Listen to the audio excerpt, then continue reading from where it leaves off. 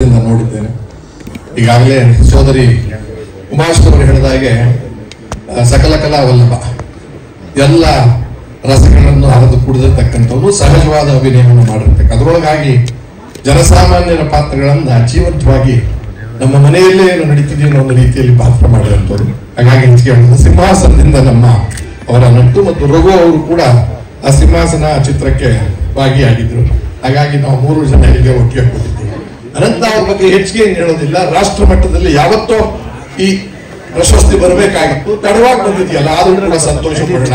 ಒಂದು ಜೋರಾದ ಚಪ್ಪಾಳೆ ಯಾವತ್ತೋ ಬರ್ಬೇಕಾಗಿತ್ತು.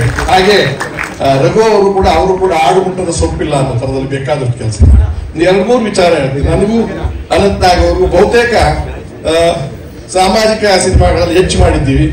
ರಘು ಜನಪ್ರಿಯ ಗಣೇಶನ ಮದುವೆ ಅಂತಕ್ಕಂಥದ್ದು ಇವತ್ತಿನವರೆಗೂ ಯಾವುದೇ ದೇಶದಲ್ಲಿ ಹೋದ್ರು ಕೂಡ ನಮಗೆ ಆಗಿ ತೋರಿಸ್ತಾರೆ, ನಿಮ್ದು ಅನಂತನಾಗ್ದು ರಮಣಮೂರ್ತಿ ನಾಯಿ ಮುಂಡೆದೆ ನೋಡಿ ಅಂತ. ಅಂದ್ರೆ ಅಷ್ಟು ಒಟ್ಟಿಗೆ ಅದು ಆ ಗಣೇಶನ ಮದುವೆ, ಗೌರಿ ಗಣೇಶ ಇವೆಲ್ಲ ಸಿನಿಮಾ ಜಗತ್ತಿನಲ್ಲಿ ಆ ರೀತಿಯ ನಮ್ಗೆ ಅವ್ರಿಗೆ ಒಂದು ರೀತಿಯ ಸಂತೋಷ ಏನಂದ್ರೆ, ಒಂದು ರೀತಿಯ ಪ್ರೋಟೋಕಾಲ್ ತರ ಸಿನಿಮಾ ರಂಗದಲ್ಲಿ ವಿಗ್ ಹಾಕೊಳ್ಳೇಬೇಕು, ಮೀಸೆ ಇಟ್ಕೊಳ್ಳೇಬೇಕು, ಸೈಗ್ಲಾಕ್ ಇಟ್ಕೊಳ್ಳೇಬೇಕು. ಇಂತಹ ಕಾಲಘಟ್ಟದಲ್ಲಿ ನಾವು ಎಂಟರ್ ಆದಾಗಲೂ ಕೂಡ ತೆಲುಗು ಇನ್ಫ್ಲೂಯೆನ್ಸ್, ತಮಿಳು ಇನ್ಫ್ಲೂಯೆನ್ಸ್ ಅವರು ಆಗಲಿ ನಾನು ಅದನ್ನೆಲ್ಲ ಬಿಟ್ಟು ನ್ಯಾಚುರಲ್ ಆಗಿರೋ ಬಣ್ಣನೇ ಹಾಕ್ಬೇಡಿ, ನಾವು ಪಾತ್ರ ಮಾಡ್ತೀವಿ ಅನ್ನೋ ರೀತಿಯಲ್ಲಿ ಗಣೇಶ್ ಮದುವೆಯಲ್ಲಿ ಇಬ್ರು ಬಣ್ಣನೂ ಹಾಕೊಂಡಿಲ್ಲ, ಬಟ್ಟೆನೂ ನಂಗೆ ಒಂದೇ ಜೊತೆ ಅವ್ರು 2 ಜೊತೆ ಹಾಕೊಂಡಿಲ್ಲ. ಎಲ್ಲ ಒಂದ್ ಕಡೆ ಆ ಪಾತ್ರಗಳು ಜನಕ್ಕೆ ಮುಟ್ತಾ ಬಂತು ಅನ್ನೋದು ಒಂದು ಸಿನಿಮಾದಲ್ಲಿ. ಇದನ್ನ ನಾನು ಜಾಸ್ತಿ ಹೇಳೋದಿಲ್ಲ. ಸಿಂಹಾಸನದಲ್ಲಿ ನಾನು ಮುಖ್ಯಮಂತ್ರಿ ಆಗಿದ್ದೆ, ಅವರು ಪತ್ರಕರ್ತರ ಪಾತ್ರ ಮಾಡಿದ್ರು. ಹಾಗೆ ರಾಜಕೀಯದಲ್ಲೂ ನೆಂಟು ಬಂತು, ಹಾಗೆ ರಂಗಭೂಮಿಯಲ್ಲೂ ನೆಂಟಿತ್ತು. ರಂಗಭೂಮಿಯಲ್ಲಿ ಕಲಾಕ್ಷೇತ್ರದಲ್ಲಿ ನಾವು ನಾಟಕ ಮಾಡುವಾಗ ಅವರೊಂದು ತಂಡದಲ್ಲಿ ಸಂಕೇತ ನಾಟಕಗಳು ಮಾಡ್ತಾ ಇದ್ರು, ನಾವು ಇನ್ನೊಂದು ಕಡೆ ಕಲಾಗಂಗೋತ್ರಿ ಮಾಡ್ತಿದ್ವು. ಹಾಗಾಗಿ ನಟನೆ ಅಲ್ಲೂ ಕೂಡ ನಾಟಕಕ್ಕೆ ಆಗ್ಬೇಕು ಹಾಗೆ, ಸಿನಿಮಾಕ್ಕೆ ಆಗ್ಬೇಕು ಹಾಗೆ, ಮತ್ತು ಟಿವಿಗೆ ಆಗ್ಬೇಕು ಹಾಗೆ, ಮತ್ತು ರಾಜಕೀಯದ ಚಿಂತನೆಯನ್ನ ಹಾಗೆ ಬದಲಾಯಿಸ್ಕೊಳ್ತಕ್ಕಂಥ ಸಾಮರ್ಥ್ಯದ ರಾಜ್ಕುಮಾರ್ ಹೇಳ್ದಾಗ, ರಾಜ್ಕುಮಾರ್ ಅವರ ಜೊತೆಯಲ್ಲಿ ಅವರನ್ನ ನಾವು ಹೋಲಿಸಬಹುದು.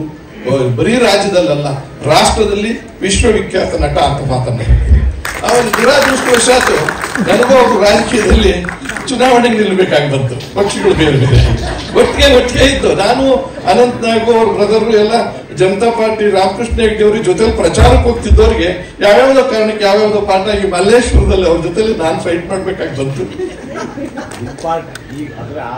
ನಿಮ್ಮ ಪಾರ್ಟಿ ಮತ್ತು ನಾನಿದ್ದ ಪಾರ್ಟಿ ಲೆಕ್ಕಾಚಾರ ಕೊಟ್ಟಿದ್ದದು, ಅದಕ್ಕೆ ನಾವಿದ್ರು ಅಲ್ಲಿ ಅವರು ನನ್ನನ್ನು ಸೋಲಿಸಿ ಅವ್ರು ಗೆದ್ರು, ಮಂತ್ರಿ ಆದ್ರು. ನನಗೆ ಸಂತೋಷ ಇಲ್ಲ, ನಾನು ಮುಖ್ಯಮಂತ್ರಿ ಆಗಬೇಕಾಗಿದೆ.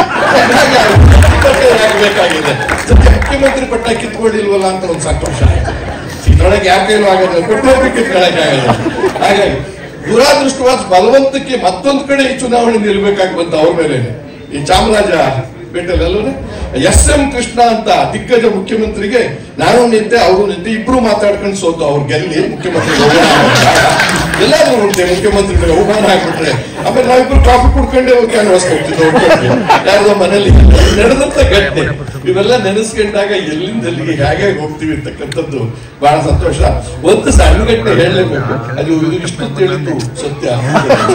ಹೀಗೆ ಹೇಳಿದ್ರೆ ಈ ಇವರಲ್ಲಿ ಹೇಗೆ ಅಂದ್ರೆ, ಇಷ್ಟ ಇಲ್ಲದೆ ಇದ್ರೆ ಪಾತ್ರ ಮಾಡ್ಬೇಕಾದ್ರೆ ಬಹಳ ದ್ವೇಷ ಮಾಡೋದು, ಸಿಟ್ಟು ಮಾಡ್ಕೊಳ್ಳೋದು. ಚಲಿಸುವ ಸಾಗರ ಅಂತ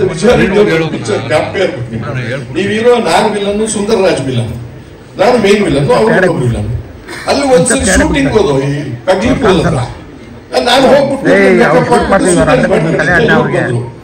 ಕ್ರಿಯೇಟ್ ಕಾರಲ್ಲಿ ಬಂದ್ರು, ಚಂದ್ರು ಮೇಕಪ್ ಆಗಬೇಕು ಆಗ್ಬೇಕು, ಈಗ ಏನಂತ ಹೇಳಿದ್ರು, ಫೈಟಿಂಗ್ ಅಂತ. ಯಾಕೆ ಅಂದ್ರು, ನನಗೆ ಪಿಕ್ಚರ್ ಓಡ್ಬೇಕಂತ ನನಗೆ ಸರ್ ನಿಮ್ಗೆ ಮತ್ತೆ ಸುಂದರ್ ಹೇಳ್ರಿ, ಇದು ಅನಂತನಾಗು ಮುಖ್ಯಮಂತ್ರಿ ಫೈಟ್ ಜನ ಆಗ್ತಾರ, ಆಸೆ ಆಗ್ತದೆ, ಚೆನ್ನಾಗಿರೋದಿಲ್ಲ ಗೊತ್ತೀರಿ ಅಂತ ಸಿಗರೇಟ್ ಸೇರ್ಕೊಂಡು ಇವಾಗ ಹೇಳದ್ ಬೇಡ, ನಾನು ಸೇರ್ತಿದ್ದೆ. ಆಗ ಮತ್ತೆ ಬಾಯಿ ಯಾರು ಸ್ಟಂಟ್ ಶಿವಯ್ಯ ಅಂತ, ಅವ್ರು ಇಪ್ಪಡಿ ಹೊಡಿ ಅಂತ ಅವ್ರ ವಿಚಿತ್ರವಾದ ಧ್ವನಿ ಇತ್ತು. ರಘು ಗೊತ್ತಿರ್ತದೆ, ಅಯ್ಯೋ ಧ್ವನಿ ಇದು ಹೇಳೋ ಮಾತಿಗಿಂತ ಕಿರಿಚಲೇ ಜಾಸ್ತಿ ಇರ್ತಿದೆ. ಇಕ್ಕಿಡಿಯ ಅಂತ ಅವ್ರೆ ಅಂತ ಬಿದ್ದೋದ್ರೆ ಅನ್ನೋಂತಾರೆ. ನಮ್ಮಿಬ್ರಿಗೂ ಆಗದೇ ಇರೋ ಕೆಲಸ ಅದು ಫೈಟಿಂಗ್. ಎಷ್ಟು ಮಾತು ಕೊಟ್ಟರು ಮಾತಾಡ್ತೀವಿ, ಅವರು ನಾವು ಅಭಿನಯ ಮಾಡ್ಬೋದು. ಏನ್ ಮಾಡ್ತಾರೆ ನಂಗೆ ಗೊತ್ತಿಲ್ಲ. ಇವ್ರು ಕರೆದ್ರು ಮೇಕಪ್ ಹೋಗ್ಲಿ, ಬನ್ನಿ ಇನ್ನು ಅವರು ಡೈರೆಕ್ಷನ್ ಡಿಪಾರ್ಟ್ಮೆಂಟ್ ಲೊಕೇಶನ್ ಹೋಗಿದ್ರು. ಈ ಕೆರೆ ಏರಿ ಮೇಲೆ ನನಗೂ ಅವ್ರು ಫೈಟು, ಅವ್ರು ನಾನು ಹೊಡಿತಾರೆ, ನೀರಿಗೆ ಬೀಳ್ಬೇಕು, ಅವರು ಬೀಳ್ತಾರೆ, ಅಲ್ಲಿ ಫೈಟು. ಏನ್ ಕತೆ ಇದು ಅಂತ ಅನ್ಕೊಂಡು ಸುಮ್ಮನಿದ್ದೆ. ನನಗೇನು ಗೊತ್ತಿರಲಿಲ್ಲ. ಇವಾಗ ಕಾರಿಗೆ ಕುಂಡಿಸ್ಕೊಂಡು ಕಗ್ಲಿಪುರದಿಂದ ಕುತ್ಕೊಂಡು ಕಾರ್ ತಗೊಂಡು ಬೆಂಗಳೂರು ಕಡೆ ಕೊಟ್ಟಿದ್ದೆ. ಇದು ಸರ್ ಇದು ಶೂಟಿಂಗ್ ಇದೆ, ನೀವು ಬೇಕಪ್ಪ ಹಾಕೊಂಡಿದ್ದೀನಿ, ನೀವು ಬುದ್ಧಿ ಎಲ್ಲ ಹಾಕೊಂಡಿದ್ದೀರ, ನಾನು ಹಾಕೊಂಡಿದ್ದೀನಿ ಅಂದ್ರು. ಕರೆದ್ರು. ಆಮೇಲೆ ಹೋಗ್ತಾನೆ ಇದ್ದೀವಿ. ಆಮೇಲೆ ಪಕ್ಕದಲ್ಲಿ ಒಂದೆಷ್ಟೇನು ಒಂದು ಸ್ವಲ್ಪ ತೆಗೆದ್ರು ತೀರ್ಥ, 2 ಗ್ಲಾಸ್ ಕೊಟ್ಟು ಬೇಡ ಅದನ್ನೆಲ್ಲ ಇಲ್ಲೂ ಹೇಳಕ್ ಹೋಗ್ಬೇಡಿ.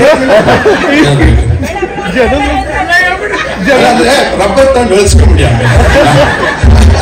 ಆಮೇಲೆ ಕೊಟ್ಟರು, ಕುಡ್ಕೊಂಡು ಇಬ್ರು ಡ್ರೈವ್ ಮಾಡ್ಕೊಂಡು ಶೂಟಿಂಗ್ ಅಲ್ರಿ ನಮ್ಮಿಬ್ರು ಫೈಟಿಂಗ್ ಇಟ್ಟು ಸಿನಿಮಾ ಓಡ್ತದ, ಅದು ಕ್ಯಾನ್ಸಲ್ ಮಾಡಿದ್ರೆ ಓಡುತ್ತಿದ್ರೆ ಆಗಲ್ಲ. ಬನ್ನಿ ನೀವು ಹೇಳ್ತೀವಿ. ಅವಾಗ ಇವೆಲ್ಲ ಫೋನ್ಗಳೆಲ್ಲ ಇರಲಿಲ್ಲ ನಮ್ಗೆ. ಸೀದಾ ಎಲ್ಲಿ ಕರ್ಕೊಂಡು ಹೋಗಿ ನಮ್ಮ ಮನೆಗೂ ಕರ್ಕೊಂಡು ಹೋಗ್ಲಿಲ್ಲ, ಅವ್ರ ಮನೆಗೂ ಕರ್ಕೊಂಡು ಹೋಗ್ಲಿಲ್ಲ. ಅಶೋಕದಲ್ಲೆಲ್ಲ ಮನೆ ಇತ್ತು ಸೀದಾ ಅಶೋಕ ಹೋಗ್ರು. ಅಲ್ಲಿ ಬಾರಿ ತಿರ್ಗ ಕರ್ಕೊಂಡು ಹೋಗಿ ಮತ್ತೊಂದು 2 ಬೇಕು. ಯಾಕೆ ಅಂದ್ರೆ ಮನೆ ಹುಡಿಕೊಂಡ್ಬಂದ್ಬಿಡ್ತವೆ, ಹೋಗೋದು ಇಲ್ಲಿ ಕುತ್ಕೊಂಡು ಸಂಜೆವರೆಗೂ ಒಂದು ವ್ಯವಹಾರ ಮಾಡ್ಕೊಂಡು ಆಮೇಲೆ ಹೋಗೋಣ, ರಾತ್ರಿ ಬರ್ತಾರೆ, ಬೆಳಿಗ್ಗೆ ಶೂಟಿಂಗ್ ಇಡ್ಸ್ಕೊಳ್ಳೋಣ, ಫೈಟಿಂಗ್ ಕ್ಯಾನ್ಸಲ್ ಮಾಡೋಣ. ಮುಖ್ಯದ್ದು ಜಾಸ್ತಿ ಹೇಳಕ್ಕಪ್ಪ. ಆದ್ಮೇಲೆ 4 ಆದ್ಮೇಲೆ ಇನ್ನೇನು ಫೈಟಿಂಗ್ ಮಾಡೋದು, ಯಾರು ಫೈಟಿಂಗ್ ಮಾಡ್ಬೇಕು, ಯಾರ ಮೇಲೆ ನನ್ನ ಮನೆಗೆ ಕರ್ಕೊಂಡು ಹೋಗ್ಬಿಟ್ಟು ಅವರು ಹೋಗಿ ಆಮೇಲೆ ಬುದ್ಧವಾದ ಹೇಳಿದ್ರು. ಎಲ್ಲಾ ಕಡೆ ಏನೇನು ಒಪ್ಕೋಬೇಡಿ, ಮೈಕೈ ಏನಾಗ್ಬೇಕು ಫೈಟಿಂಗ್. ನಾನು ಹಾಡಿಗೆ ಒಪ್ಕೊಳ್ಳಲ್ಲ, ಮರ ಸುತ್ಕೊಂಡು ಹಿಂಗೆ ಬಂದ್ಬಿಡ್ತೀನಿ ಹೇಳಿ ಅಂತ ನಟ ಪದ್ಮಭೂಷಣ ತಗೋತಾರೆ ಅಂದ್ರೆ ಅಭಿನಯದಲ್ಲಿ ಎಷ್ಟು ಮಟ್ಟಿನ ಶಕ್ತಿ ಇದೆ. ಆ ದೃಷ್ಟಿಯಿಂದ ಅದನ್ನು ನಾನು ಹೇಳ್ಬೇಕು. ನಾವು ಇವತ್ತು ಕೂಡ ಚುನಾವಣೆಯಲ್ಲಿ ನಿಲ್ಲದೆ ಇರಲಿ, ಒಬ್ಬರೊಬ್ರು ಎರಡೂ ಚುನಾವಣೆಯಲ್ಲಿ ಈ ರೀತಿಯ ಕ್ಯಾನ್ವಾಸ್ ಆಗಿದೆ. ಇವತ್ತು ಹೇಳ್ಕೋಬಹುದು ಅವರು. ಅದಾದ್ಮೇಲೆ ರಘು ಅವ್ರ ಬಗ್ಗೆ ನಾನೇನು ಹೇಳೋದು, ಎಲ್ಲೆಲ್ಲೋ ಕೈ ಆಡಿಸಿ ಏನೇನೋ ಮಾಡಿ ಅದ್ಭುತವಾಗಿ ಕೆಲಸ ಮಾಡಿದ್ದಾರೆ. ಮಂಡಿ ನೋವಂತೆ, ಹಾಗಾಗಿ ಕೆಲವು ವಿಚಾರಗಳು ಬಿಟ್ಟಿದ್ದಾರೆ. ಆ ದೃಷ್ಟಿಯಿಂದ ಬಿಟ್ಟಿದ್ದಾರೆ ಅಂದ್ರೆ ಓಡಾಡೋದು ಕಡಿಮೆ ಮಾಡಿದ್ದಾರೆ ಮಂಡಿ ನೋವು ಅಂತ ಹೇಳಿ ಮತ್ತೊಮ್ಮೆ ಒಗದೊಮ್ಮೆ ಆಯುರ ಆರೋಗ್ಯ ಭಾಗ್ಯ ಇಬ್ಬರಿಗೂ ಕೊಡ್ಲಿ, ಜೊತೆ ನಮಗೂ ಕೊಡ್ಲಿ, ಮತ್ತೆ ನಮಗೂ ಪದ್ಮಭೂಷಣ ಬರತಕ್ಕ ನೀವಿರಿ. ಇನ್ನೊಂದೇನೋ ಬರ್ಲಿ, ಎಂತದೋ ಒಂದು ಭೂಷಣ ಬರ್ಲಿ, ಒಂದೇನೋ ನೀವೇ ಕೊಟ್ಬಿಡಿ, ನಾನು ಅದು ಇಸ್ಕೊಂಡು ಎಲ್ಲರಿಗೂ ಒಲಿಸಿ ನನ್ನ ಮಾತು. ಒಬ್ಬರನ್ನ ಅಳಿಸೋದು ತುಂಬಾ ಸುಲಭ ಅಂತ ಆದ್ರೆ ನಗ್ಸೋದು